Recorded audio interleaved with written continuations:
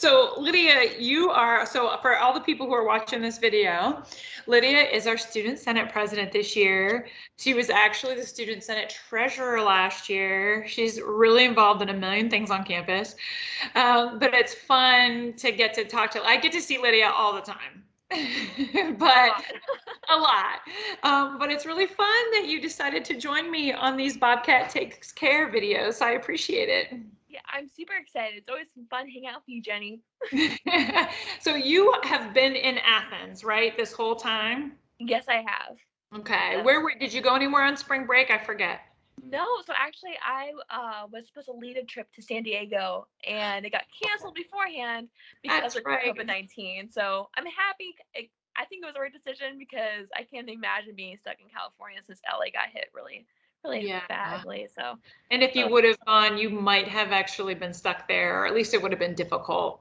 exactly. Yeah, Yeah. for sure. Well, we're glad that you're safe and that you're here in Athens. Me too. I'm enjoying the cherry blossoms as much as I can.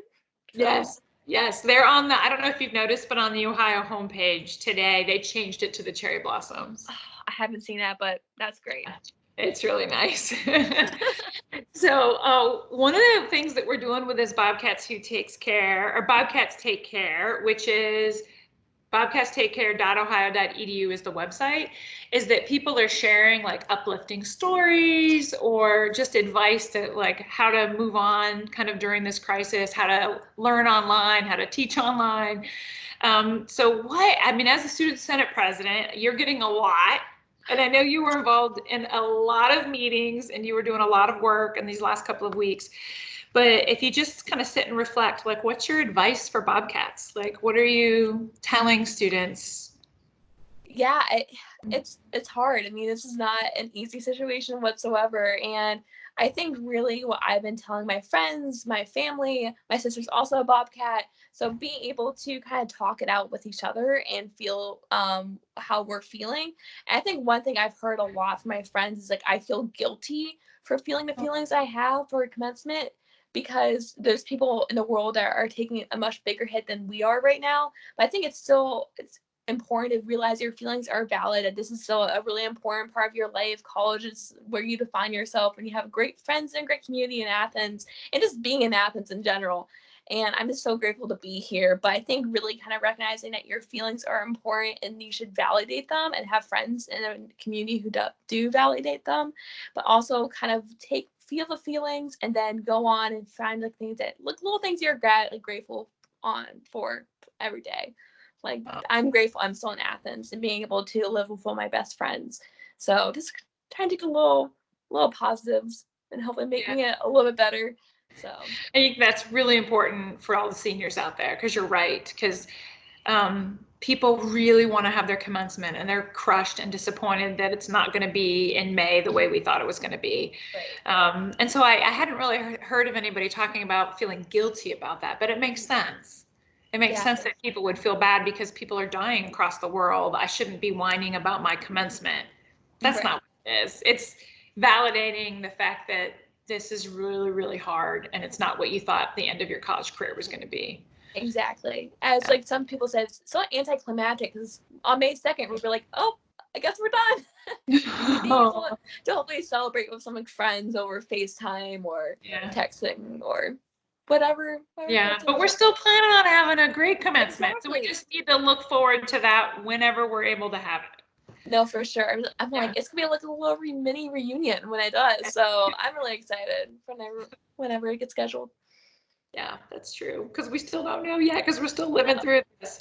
But so it's good. I like your advice of stop, feel the feelings. It's okay to feel the feelings, but then try to lift yourself up with positives, friendships, people around you. That's great. Yeah, for sure. And I think another thing I've been thinking about is everyone, of course, loves finding a new hobby. Maybe you're learning a new language or doing yoga, but it's also okay if you don't pick up a new hobby or don't like it's okay because we're still students too. Like we still have a lot of classwork we have to do. I know still have to finish my thesis in like 2-3 weeks now, so there's still a lot going on. So being able to kind of, even though you have a lot of fun things to do, but not putting so much pressure on yourself that you have to do something new. self-care is so important. I still advocate for that. It's so true. I think people just think because we're working from home and taking classes online that we're not working. Like we are Right. still working. I actually just went down into my man cave, like downstairs, where Scott is set up on a temporary computer. Scott, my husband, you've met him before, Lydia.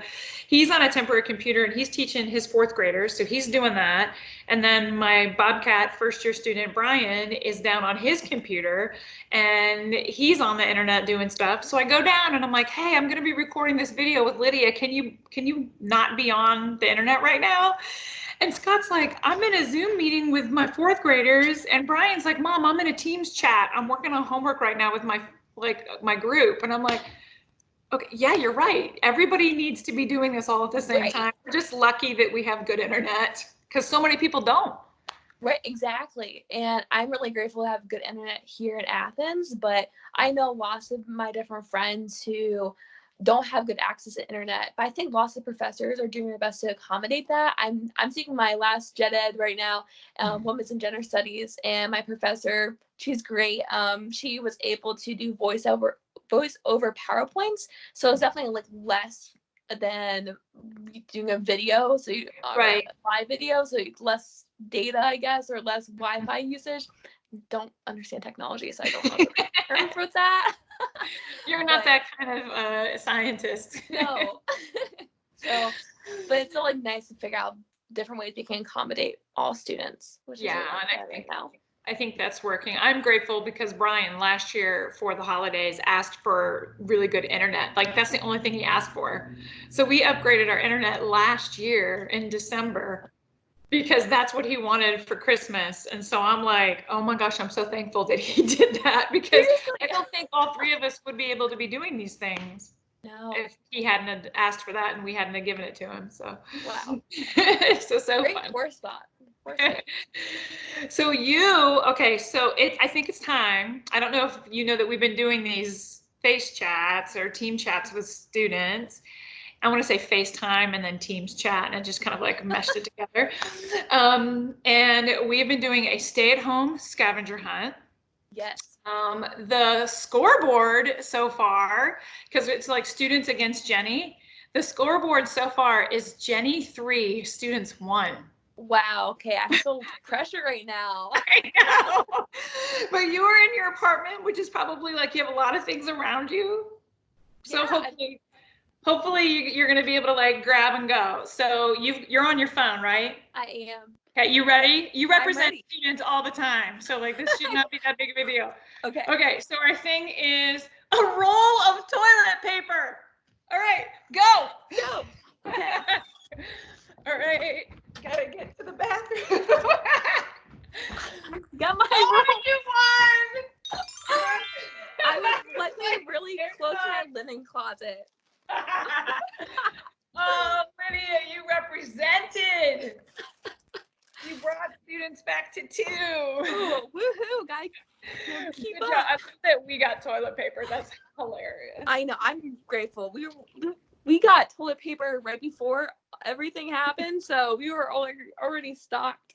So my husband went out for the first time yesterday, and it was the first time since we came back from spring break that we went grocery shopping, and there was no toilet. He couldn't find toilet paper. I was like, I thought it would be over by now, and that people would stop hoarding toilet paper, but apparently not. It's a thing. So we're gonna have to go out a little bit and get some more, or try. Yeah, I just be careful. I think I think they're getting better now, but I think socially distancing isn't taking as seriously, but I think it's being taken more seriously now. I know I went to Walmart last week and they have like a whole entire process going into the store. They only have one entrance/exit. So Yeah.